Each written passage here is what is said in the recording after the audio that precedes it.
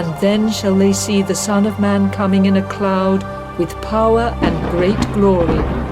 And when these things begin to come to pass, then look up and lift up your heads, for your redemption draweth nigh.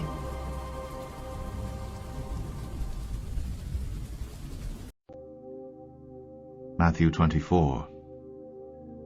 Jesus left the temple and was walking away, when his disciples came up to him to call his attention to its buildings. "Do you see all these things?" he asked. "I tell you the truth. Not one stone here will be left on another. Every one will be thrown down." As Jesus was sitting on the Mount of Olives, the disciples came to him privately. "Tell us," they said, "when will this happen? And what will be the sign of your coming and of the end of the age?" Jesus answered, "Watch out that no one deceives you. For many will come in my name, claiming, 'I am the Christ,' and will deceive many. You will hear of wars and rumors of wars, but see to it that you are not alarmed. Such things must happen, but the end is still to come. Nation will rise against nation, and kingdom against kingdom. There will be famines and earthquakes in various places. All these are the beginning of birth pains. Then you will be handed over to be persecuted and put to death, and you will be hated by all nations because of me. At that time many will turn away from the faith, and will betray and hate each other, and many false prophets will appear and deceive many people. Because of the increase of wickedness, the love of most will grow cold. But he who stands firm to the end will be saved. And this gospel of the kingdom will be preached in the whole world as a testimony to all nations, and then the end will come. So when you see standing in the holy place the abomination that causes desolation spoken of through the prophet Daniel, let the reader understand. Then let those who are in Judea flee to the mountains. Let no one on the roof of his house go down to take anything out of the house. Let no one in the field go back to get his cloak.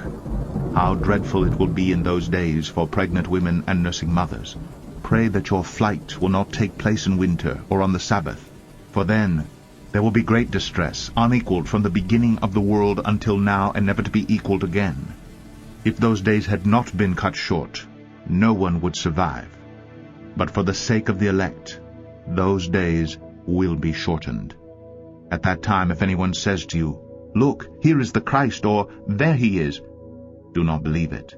For false Christs and false prophets will appear and perform great signs and miracles to deceive even the elect, if that were possible. See, I have told you ahead of time. So if anyone tells you, 'There he is out in the desert,' do not go out. Or, 'Here he is in the inner rooms,' do not believe it.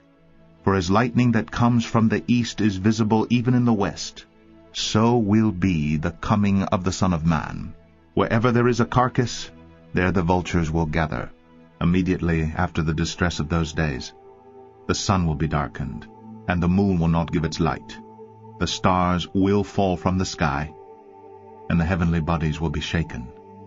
At that time, the sign of the Son of Man will appear in the sky, and all the nations of the earth will mourn. They will see the Son of Man coming on the clouds of the sky with power and great glory. And he will send his angels with a loud trumpet call, and they will gather his elect from the four winds, from one end of the heavens to the other. Now learn this lesson from the fig tree. As soon as its twigs get tender and its leaves come out, you know that summer is near. Even so, when you see all these things, you know that it is near, right at the door. I tell you the truth. This generation will certainly not pass away until all these things have happened. Heaven and earth will pass away, but my words will never pass away.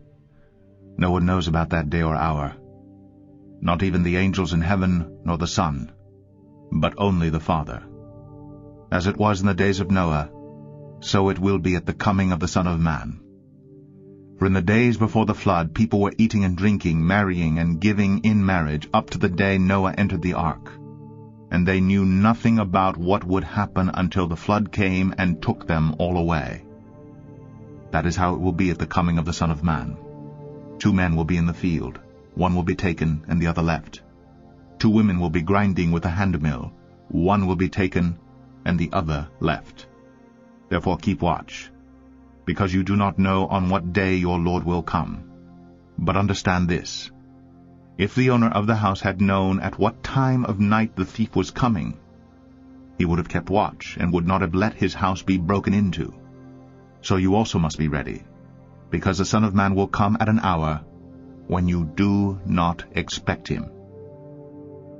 Who then is the faithful and wise servant whom the master has put in charge of the servants in his household to give them their food at the proper time? It will be good for that servant whose master finds him doing so when he returns. I tell you the truth, he will put him in charge of all his possessions. But suppose that servant is wicked and says to himself, "My master is staying away a long time," and he then begins to beat his fellow servants and to eat and drink with drunkards. The master of that servant will come on a day when he does not expect him, and in an hour he is not aware of.